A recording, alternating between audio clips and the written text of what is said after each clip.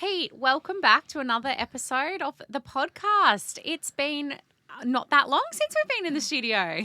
Actually, I think it was about 30 seconds that we actually just finished the last episode, because I think, as we might have iterated at the start of the previous episode, it's been a bit of a crazy couple of months, and travel diaries have been really crazy, but it's always wonderful to be on the opposite side of the table. And Pete, something we didn't touch on our last episode is what have you been consuming lately? Because there's so much great content out there at the moment. I'm interested to hear what you've been listening to. Yeah, look, for me, sort of my go-to is definitely the AZ16 podcast. I think, lots of things changing in the world around, AI, crypto, stable coins, Web3, all of those things. And for me, it's sort of just keeping, little sort of finger on the pulse about what's going on there outside of the ecosystem that I sort of exist in day to day. And what about you from a consumption perspective? Yeah, two things I think I want to mention. And first one is I picked up Good to Great again. I hadn't read it for a few years, and I thought it was a good book to start picking up again. And it's definitely interesting, I think, reading it a second time. Obviously the first time I read it, I was very much in my infancy when it came to business. Now I'm obviously a little bit further down the line. It's different to read it through a different lens. So definitely a few good tips that I'm picking up from there. And the second thing is I recently invested in an Aura ring, or this one's actually an ultra human ring.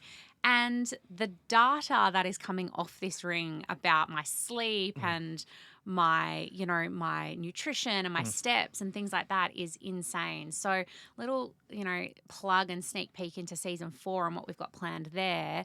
I'm using this as a bit of pre-season research to see what we can pull up and talk about, but it's been really cool. A bit of life hacking. And so what's the biggest change you've made with that data? Oh, actually my sleep, just prioritizing sleep a little bit more and trying to get that score over 90 has been really hard work, but I feel so much better for actually trying to prioritize it. It's been insane. Yeah, look, it's interesting. I actually did a workshop recently with a lady that actually specialises in the neural system, and amazing the difference that a good night's sleep actually can make across long-term health. That's for sure. So yeah, really excited to see where we go with the next season, because I think in order for anyone to be at peak performance, health, both mental as well as physical, is such a key component. Absolutely, I'm excited for season 4.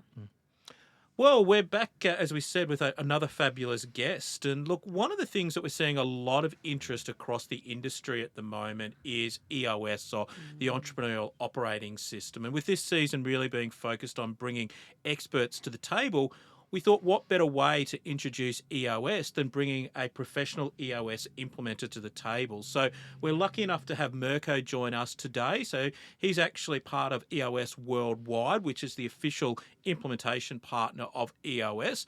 But Mirko's also got an interesting background, because he actually comes from the tech background, having worked in a number of consulting organisations. So brings a really interesting lens about what he's seen with EOS and how people benefit. So Mirko, welcome to the two sides of the table. Yeah, hello. Well, thanks for having me this morning. Yeah, well, it might be a good place to start. Like we sort of, get a little bit of a teaser there in the intro about, tell us a little bit about your background and how did you come to be an EOS implementer? Yeah, that's a good story. I'll start here.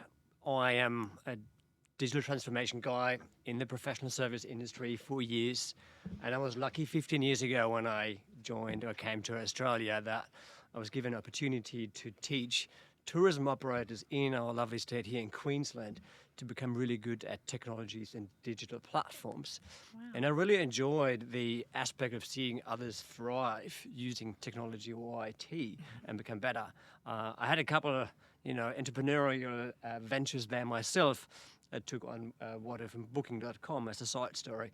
Let's not go in there because it didn't turn out as you can see. But it threw me into this life of what does really make a company great. And it threw me forward a couple years on. I was introduced to EOS when I was in the superannuation industry, and I got a glimpse on what it does when people use some of those tools. I joined a MarTech startup straight after that, and they were running on EOS. And we had big goals, and it was all about using it purely properly.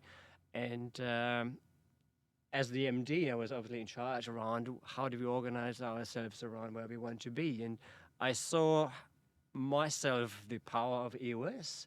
And personally, you know, I was there 14, 15 hours a day. And you think that's just agency life. That's what you do.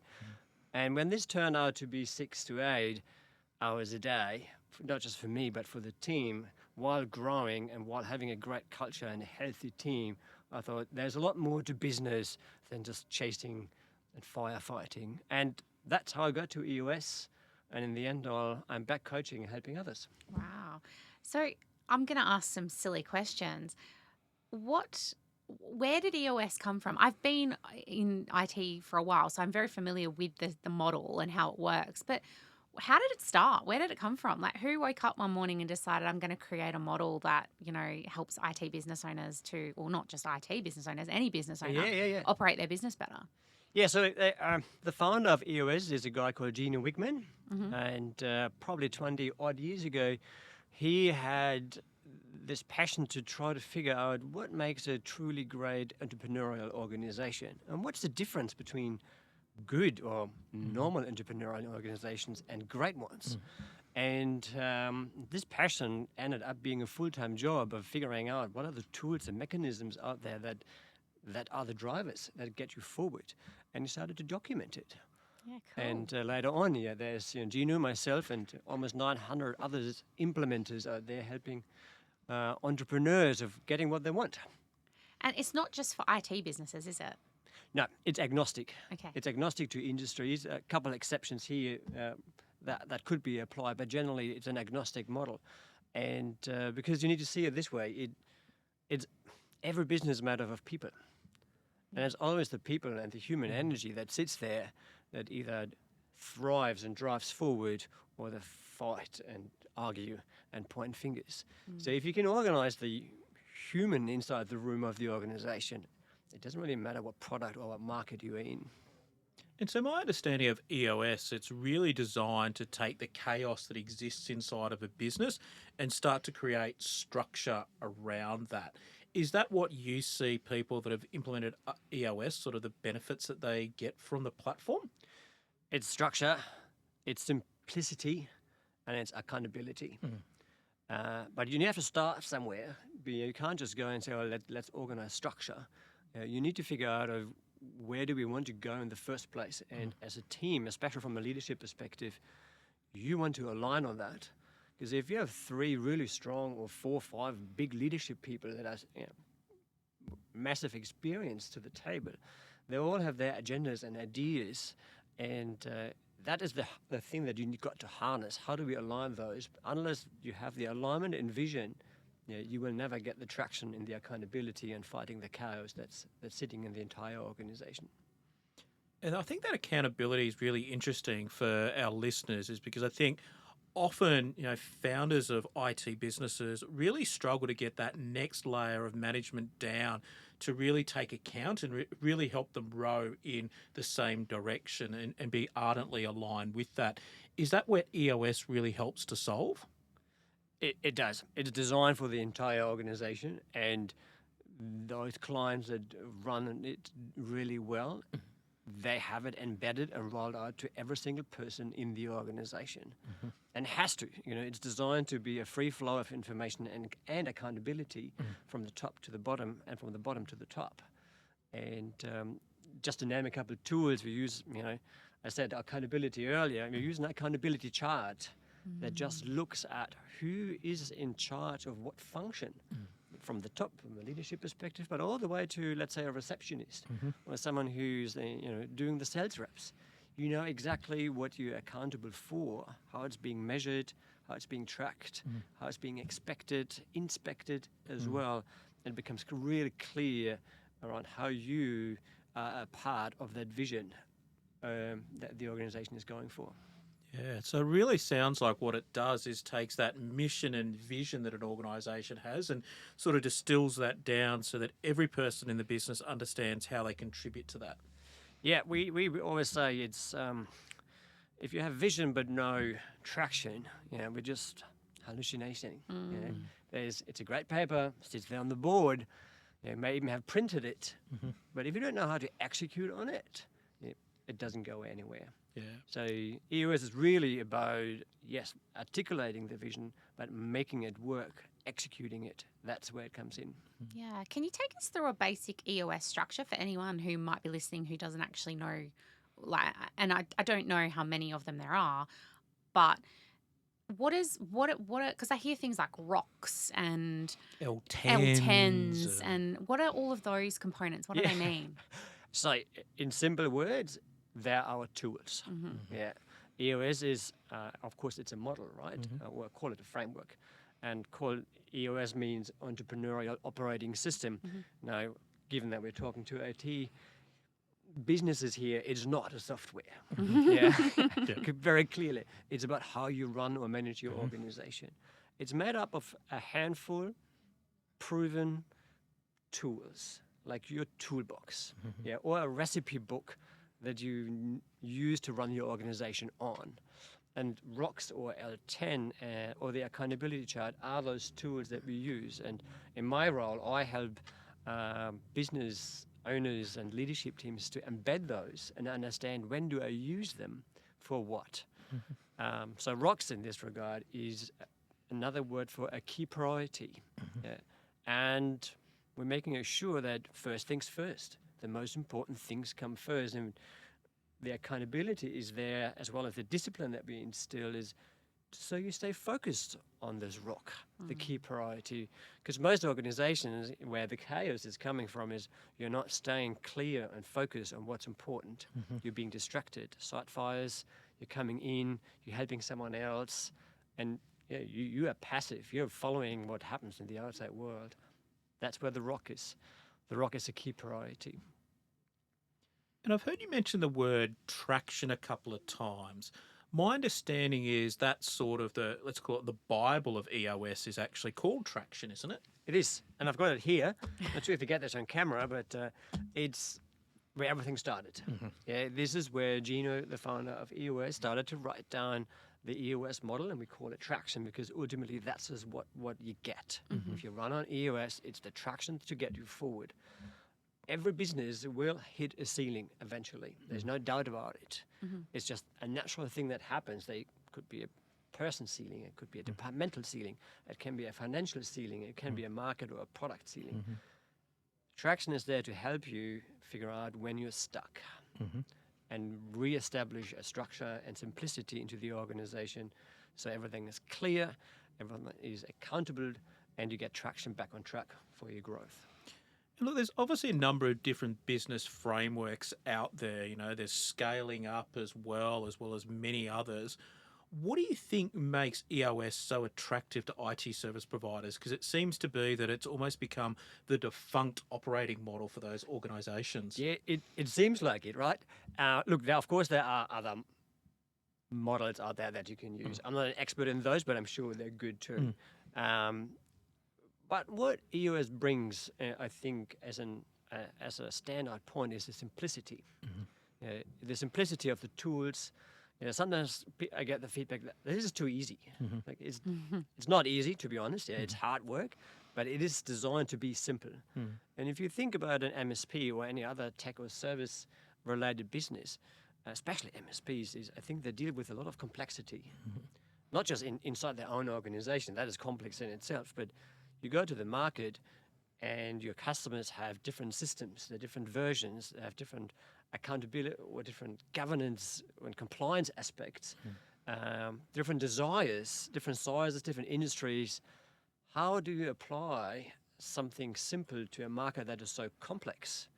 And I think this is where EOS can help a lot. It cuts through the noise for a business owner or an MSP to see where do I want to be, where am I good at, where can I standardize and figure out my niche or my sweet spot in this big landscape of customers.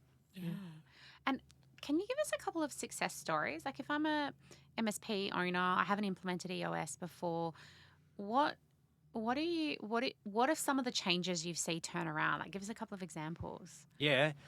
Look, there's obviously the financial side of it, and that's typically the very first intention that people, I want to grow, I'm stuck. Yeah, so we'll get there to ensure growth is there. And that, I mentioned the accountability chart earlier. We make sure that, sales marketing, the function really works for what you want, the operational side and the finance side. All three need to be strong for you to grow. But then if you dig a little bit deeper, the real success, I think personally, is when the owners of an MSP emails you a picture saying, I've been going on a holiday first time in 13 years. And you get this picture of them on the river somewhere camping with their families. Like, I didn't have this since I owned this business. Yeah. So it's about making sure that your business is not people-centered anymore. It's process-centered. So you trust that you can inspect, everyone does the right thing. The organization will go forward even if I'm not there. That, for me, is always the biggest return on investment. You get what you want from your organization is what we ask. And what do you want? And honestly, most people want the freedom, that life, that family time. Yeah, money is good too, and an exit of that is good too. Don't get me wrong, but that was what matters most. Yeah, it's interesting because I know, talking to many MSP founders, that they feel that they're chained to their job. They don't actually have a business. They've just created themselves a job that pays a lot of money. Yes. And they've got to be in there. And they often describe that when they take a break, things go wrong, or, sales stop coming in and customer complaints get more. And it sounds like EOS is the way to start to really, I always think about the McDonaldization of it, having a standard process and procedure that everyone can then follow to then get a particular outcome. Yeah.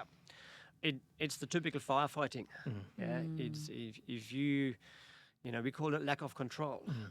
You are still the person that everyone asks. You may have customers that call you still because they haven't, adjusted to let's call it a new rep or an account manager, and that is something you have to bring into the organization through discipline, through the right tools. I'll give you another one. And it's one of my favorite tools actually. We call it the scorecard. Okay. Yeah.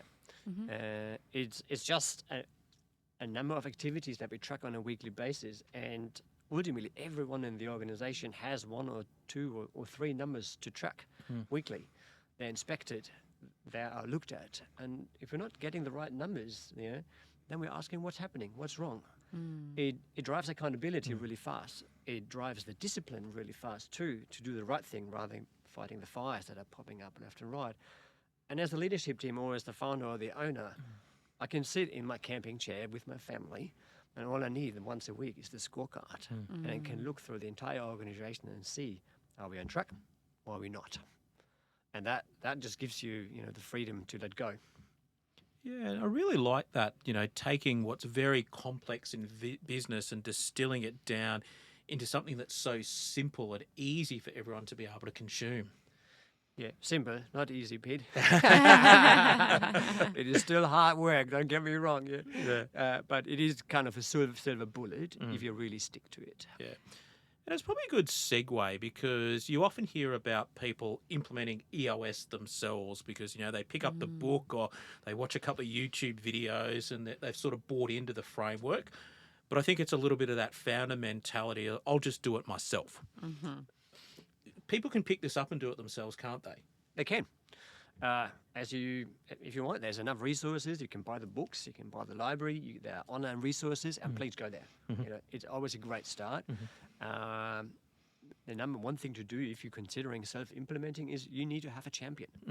Someone in the business that is really dedicated to ensure they understand the tools, they learn the concepts, they know how to apply it. They put in the discipline every week, every quarter, every year to go through the meeting policies that we have, to go through, it's designed to work hand in hand, all the tools. Make sure you do that. That would be the number one criteria. You have someone who's really dedicated in their role, making sure it is embedded. We always say, we want to be strong. EOS considers 6 key components, and there are 6 key components in every single business. They're always the same. You want to be strong in all 6. Most organizations that feel they're blocked or fighting fires or they're stuck, they're just not strong in those 6 key components. So whoever implements themselves, you've got to make sure you know those 6 key components and you are getting stronger every quarter. And then maintain it. That's one way of doing it. As I said, it requires dedication, and as it is, you can do your tax too. It requires dedication and knowledge, and you can read it yourself. You can find the resources, or you go to your tax accountant. Yeah, I think it comes down to just because you can doesn't mean you should, and is it the most effective use of your time? But my understanding in the EOS framework, and when you start to implement that there's a number of different roles that exist inside of that. So you've got the implementer. Yes. What are those other roles that exist when you're actually then? Because I think sometimes it's having the right people in the right seats. Back to the Jim Collins analogy. Yep. But really, what are those other roles that exist inside of the framework? Yeah. So the implementer is obviously what I do. There's a person that comes from external and had to implement EOS, and there are two distinct roles that we identify and establish. One is called the integrator. Yeah. These days, you can, often there are the GM or MD or COO type of title, but the integrator for us is the person that is the glue between all the key functions. So the operational person, the person that just gets it done. They're there to get it done. They hold people accountable. They put in the discipline. They understand the processes. They hold the key functions accountable. Yeah, that starts from marketing to operations, deliverables, or whatever you got in your key functions. Hold them accountable. They're driven, highly focused. Having hard conversations with people if they have to. Yeah, that's what drives accountability. Now, the other role that you're probably mentioning or thinking about is what we call the visionary. Disclaimer here, not every business has a visionary, but many do. I would say 50-50 roughly. Really? I thought it would be higher. Around 50-50. Yeah, Now, wow. the visionary is quite often it's the founder. Yeah. They see a gap in the market. They see a need. They see a product appetite. They're people that are highly innovative. They live up here on the clouds. I'm not saying head in the clouds, but it's the visionary aspect of bringing ideas to the table. We separate those two because someone who is a visionary is not necessarily the great or the best person to hold people accountable from a process perspective, from an accountability perspective, as they tend to bring in many different ideas every week. That's great, but for a team that executes, you want to have consistency and a clear path forward. In our side, or our world, it's always 90 days long. And so that's why we have two different seats up there. One that really applies the vision, the culture, the high-level seed of where we are going, what's the trend, what's the innovation that comes, and then someone who actually executes it. Yeah, it's interesting. Like we've just come back from the role-based peer groups with Evolve down in Melbourne, and I think there's two different types of peer groups. There's the owner-led ones, and then there's the role-based ones. And it's interesting to hear that the role-based group often talks about the owners as the ones that are chasing the new and shiny object. They're like a squirrel, basically. They're easily distracted. And it sounds like one of the things that EOS does is actually embraces that, but ensures that there's then the structure to then successfully execute and implement on the ideas. Spot on.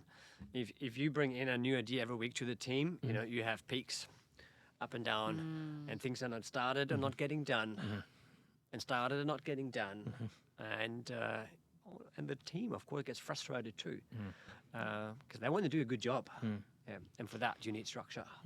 And so what's your role as the implementer? Do you stay with the business forever and as long as they're running EOS, or do you sort of help them get started and then step out? How does it work? Short answer, as long as they need me. Okay. In average, that is about 2 years. Okay. Yeah. So I'm there to help them implement it, start with foundation tools. We go through the vision, we look at the discipline and the accountability, making sure the traction is there. And once a client is getting comfortable running on EOS, about 2 years of time, we get out of their hair. Yeah, right. We let them run on it. And it's just the way they operate the business. And but there are others that stay a bit longer, and others will stay forever, and some will stay a bit shorter, and that's okay as long as everyone feels comfortable and like, yep, I've got it. I can run my business on EOS. And would it be a fair analogy to say that an external EOS implementer is very much like a coach? Part of it, I would say 1/3 of my time when I'm working with a client is being a coach. And that's me giving context to the tools, rocks, L10s, scorecards. What does it mean? How do I apply it? But just applying and teaching tools doesn't get you very far. So I help my clients when we go through a full day session. That's how I operate. We facilitate dialogue, because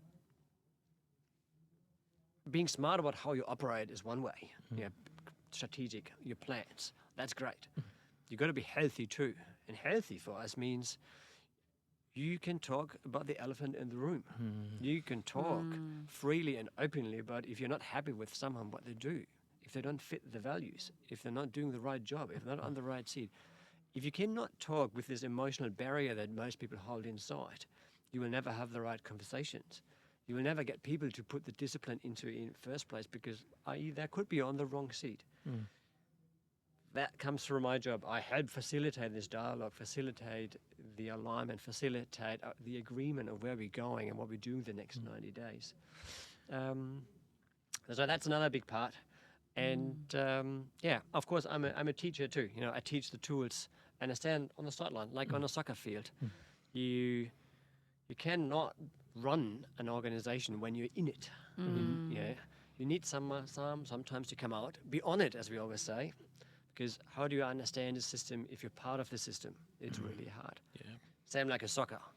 You have a team of coaches outside, with trainer and staff that observe, and you come off that pitch.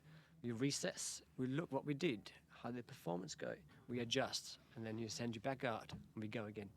So you come into the business, is it every 90 days to run a EOS workshop? That's exactly right. Yeah. So at the beginning, a bit earlier, we do it a higher frequency, so every 30 days for the first 2-3 sessions, just to get the foundation started. So, and you do it 2 days off-site normally when you initially start EOS, is that correct? Like a 2-day vision building workshop? It is a 2-day vision building. They're typically 30 days apart. Okay. We give you a bit of time in between so you can learn. You need space to adjust and learn the first tools. And we usually start with accountability, traction. What means accountability before we go into vision building? But yes, in the first 60 days, you are out of the gate running on EOS. I'm not saying you're doing it really well then. It's a journey, of course. There we go. That's why it takes about 2 years' time. But in 60 days, you can run on EOS. And from there on, we grow. And then it's about every 90 days. And once a year, we're doing a 2-day annual. So that's where we really go back and say, what's happening next year? How are we going as a leadership team? Are we healthy? Are we trusting each other? Yeah, and I think I've always thought for a high-performing leadership team, one of the key things is having vulnerability, the ability to then, be honest and open, but also when you don't know, and also be able to challenge different things as well. Because I think, that elephant in the room is often that, people dance around a topic, and they don't then actually solve that problem. And then that just continues to build and just continues to perpetuate inside of the organisation. You put 2 big keywords in here, Peter. Vulnerable or open and honest. If you're not open and honest with yourself, if you can't listen to others, it's going to be real hard. You're really going to hard with any system that you try to use, unless you're open to hear what others have to say. What do you mean? It's my way or the highway. That's how it works, isn't it? And it's a key criteria I look for. I will not be successful in helping someone if they're not open and honest, if they can't be vulnerable. So that's very important. And I think often, leaders in businesses often bottle up a lot of stuff. They're not comfortable sharing things with their leadership team, whether it might be there's some challenges around cash flow or there's some challenges with a key customer. But often sharing those problems means that everyone can then contribute and help try and come up with a better outcome to that. That's it. You want to have the issue on the table. And we help, as part of our tools, we do how do we solve issues? And there's a big distinction between our organizations that are just good and that are great. And the one thing is, the ones that are great, and it's typically 1 out of 20, can solve issues really well and for good. There will always be issues in an organization, either is it from cash flow or you as a person or you're not doing well from, mentally. All these issues you need to solve. If this issue come back, every week, every second week, and it's again the same issue. You're sitting in a room not solving anything. You're doing circles. So organizations that are open and honest just get more issues onto the table and then solve them. And in our way, it's about solving them for good, forever, so you can move on to the next issue. That's when you grow. Yeah, I always remember the old saying, a problem shared is a problem halved. Yeah, pretty much. And so it's lonely at the top as a leader. Like, I think as any business owner, it often feels very lonely at the top. And it sounds like, for me, EOS is a platform that really helps an individual business owner to scale and bring everyone inside of the tent to help them successfully execute on what they're wanting to try and achieve out of the organisation. Would that be a fair way to summarise? It is. You know, of course, there is the vision, and a founder or an owner has a massive part in what the vision is. But the alignment has to happen, because if you're the only one seeing that vision and no one sees it or can't execute it, you're not going very, very far. And I always refer to that, you know, like a fish tank. If the fish tank is your business and everyone is just swimming their own way, you know, you're not going anywhere either. You're running against each other to a degree, and you're fighting for food. So the idea of EOS, no matter where you are in that hierarchy or the accountability chart or how much you have in your shares, is that everyone swims in the same direction. And that's where the magic is. Especially as an owner, seeing, you know what, we're all swimming in the same way. It just becomes easy. So if I'm a MSP owner and I'm listening to this episode, finish us off with what are the top 3 reasons why someone should have a look at EOS and why they should consider implementing it into their business. If you feel you're not getting from your business what you want, you need to ask the question of why is that? And if that's financial, cool. If that is just the cows that we talked about earlier, start here. If the business is just consuming your time and you're not actually at home, you know, there's frustration at home. For me, that's probably the biggest reason to do it. They're not coming through all the time. But so when the business owns you as opposed to you owning the business. Who's running the business? Is the business running you, or are you running the business? You want to run that business. That's when you look for EOS. So figure out if the business is not giving you what you want, if the business is owning you, and then what's our third one? Growth. And I've got 2 more. Okay, go. Yeah, give us a bonus ones. Here we go. So you've hit the ceiling. You've done really well, and you're like, what's happened? It's the plateau. Revenue was great, everything was easy, and suddenly revenue is stagnating, and it's not easy. You hit the ceiling. You have to change your structure. You have to change the seats, and nothing is working. You tried everything, all the trends, all the Instagram stuff, all the podcasts. you tried to do it all, and the team's like, oh, here comes another one. And actually, there's a bit more, and then people. It's why we always say, oh, yeah, of course. No, it is. If you get the people right and they do the right functions and the accountability, we always say the right people on the right seats, 80% of your problems are solved. That, in my experience, that's where it starts. And I actually like the last part of that saying as well, on the right bus, because sometimes Yeah. great people, but they just need to be in a different seat on a different bus, which is not your own organisation. Yeah, no, that's right. Try to put finance people into sales. Yeah. And it's really interesting because I think, if I look at our listeners, many are thinking about, how they exit their businesses successfully. So I think they're either looking to capitalise on all of the hard work that they've done, or they're thinking about the next stage of life. And it's quite interesting because if you look at, there's a couple of large organisations that are, rolling up and acquiring MSPs in the marketplace today. And it appears to be that one of the things that they look at for valuation is having EOS being implemented. And if they don't have EOS, then they then get them on EOS post-acquisition. Why do you think that is? We see this a lot. Number one, the structure is just really transparent. So if you acquire or if you are a VC, and if you have multiple businesses that you own or you have a portfolio, having a structure across your portfolio is really important. You know the scorecard, you know the feedback loops, you know how problems are being solved, especially how do you solve the question of the owner that is not the owner anymore. How is that right person, right seed happening with these scenarios. And that becomes really clear, transparent. And I think the structure that comes with it is just very easy to adopt and follow. Yeah, and I think it's that interchangeability of a leader as well, is that it's not a business that's centric on one individual. There's a proper leadership team that's able to then run and operate the business once the founder's bought the boat and sitting on the beach. That's it. That's it. Fabulous.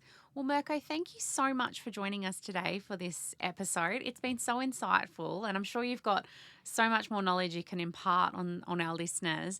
If people want to contact you, how do they go about that? The easiest is probably just to find me on LinkedIn. Yeah. Yeah, I'm Brisbane based, so that makes it fairly easy. My name is not very common. Yeah, you'll find me quite quickly. But you can also go to the EOS Worldwide website. There's a strong directory. You'll find other implementers there as well in your area. If you wanted to, of course, I'm happy to take course from anywhere. So you'll find me there too. So that would probably be the easiest, or easiest just to call up, to be honest. Yeah.